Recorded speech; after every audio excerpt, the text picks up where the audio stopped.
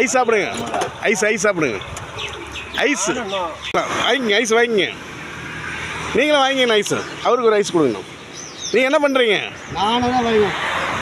என்ன வியாபாரங்க? கிழங்கு ஏதோ வியாபாரம் பண்ணிட்டு. கிழங்கு ஒரு ஐஸ் வாங்கிக்கிங்க. வேறு அவருக்கு ஐஸ் கொடுங்க. அவருக்கு கொடுங்க.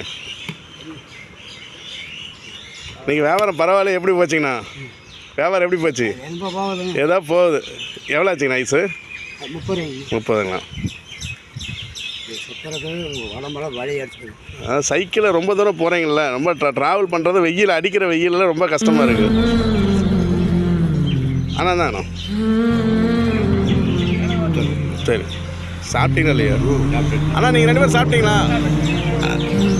இன்னும் சாப்பிட்லையா? சாப்பிட்டுங்கிறாரு, நீங்கள் சாப்பிட்லைங்கிறீங்க. அப்படியா?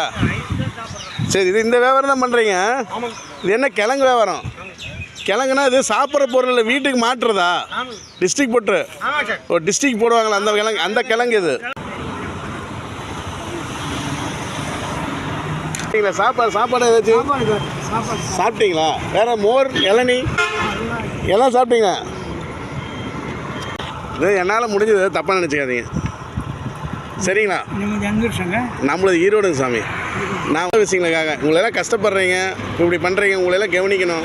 மக்களை வந்து கண்டிப்பாக நல்லா பார்த்துக்கணும். உங்களைய ஏன் சாமி இவ்வளோ கஷ்டப்படுறீங்க?